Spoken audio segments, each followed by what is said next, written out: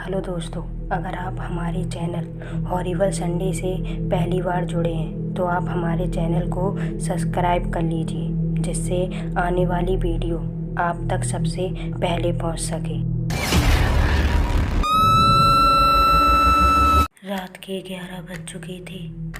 हितेश और अमृता बेसब्री से 12 बजने का इंतज़ार कर रहे थे, क्योंकि 12 बजते ही न्यू ईयर लगने वाला था। दोनों घर में ही न्यू ईयर की पार्टी की तैयारी कर रहे थे कि तभी हितेश के फ़ोन की रिंगटोन बजी। हितेश ने फ़ोन उठाया तो फ़ोन उसके बेस्ट फ्रेंड रोहित का था। हेलो रितेश, क्या कर रहे हो? हितेश ने कहा, आज रात क्या करेंगे? वही न्यू ईयर का वेट। अच्छा हितेश, ऐसा करना, तू और अमृता मिलकर मेरे घर आ जा, सब साथ में ही सेलिब्रेट करेंगे।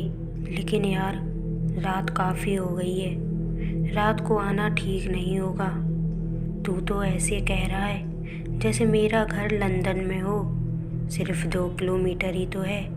आ जा यार। दोनों को इस तरह बहस करता देख अमृता ने कहा, जब वो इतना कह ही रहे हैं तो चलते हैं, कल सुबह वापस आ जाएंगे। लेकिन अमृता इस बात से बेखबर थी कि कल सुबह वो वापस तो आएगी, लेकिन सफ़ेद साड़ी में। अमृता की बात सुनकर हितेश ने रोहित से हाँ कर दी। अच्छा रोहित, फ़ोन रख, हम दोनों निकल रहे हैं।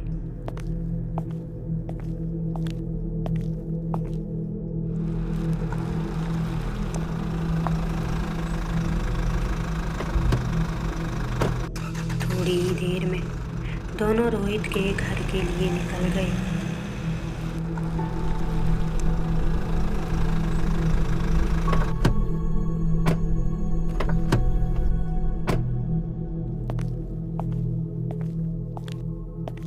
हितेश ने घर की डोरबेल बजाई तो सामने रोहित और रोहित की पत्नी साक्षी खड़ी थी।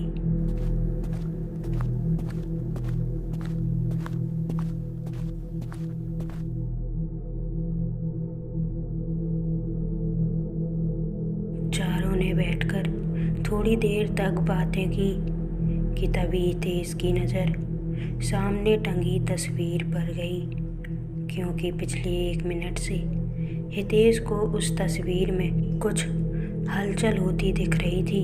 हितेश उस तस्वीर को बड़े ध्यान से देखे जा रहा था कि अचानक उसमें लगी फ़ोटो बदल गई और वहाँ किसी और लड़की का चेहरा आ गया।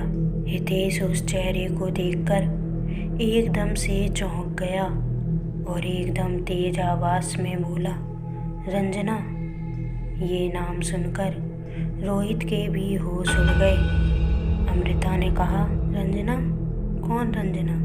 हितेश के बोलने से पहले रोहित ने हड़बड़ाते हुए कहा, वो रंजना हमारे कॉलेज की दोस्त थी, जिसकी शक्ल थोड़ी बहुत साक्षी से मिलती है। इसलिए हितेश को साक्षी को देखकर उसकी याद आ गई। 12 बज चुके थे। न्यू ईयर की पार्टी का सेलिब्रेशन ख़त्म करके साक्षी ने कहा, मैं अमृता को लेकर अपने कमरे में जा रही हूँ और दोनों वहीं सो जाएंगे। हितेश, आप रोहित के साथ उसके कमरे में सो जाना। इतना कहकर दोनों वहाँ से चली गईं।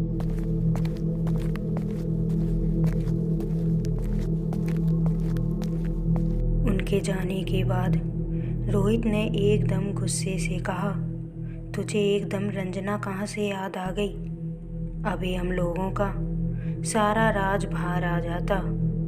तब हितेश ने कहा, यार वो उस तस्वीर में अचानक मुझे रंजना का चेहरा नज़र आया, इसलिए मैं डर गया था। तू भी ना हितेश, जो लड़की 1 साल पहले मर चुकी है वो वापस कैसे आ सकती है?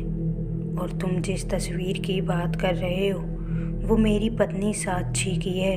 तभी अचानक किसी के हंसने की आवाज़ सुनाई दी। दोनों को लगा कि अमृता और साक्षी आपस में बातें करते हुए हंस रही होंगी। जब हंसने की आवाज़ लगातार आती ही रही, तब दोनों देखने के लिए गए।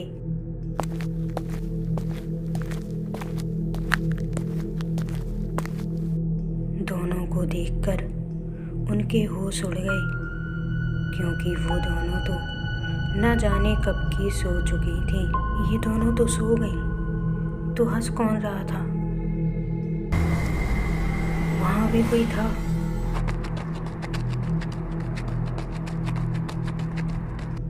लेकिन यहाँ तो कोई नहीं है।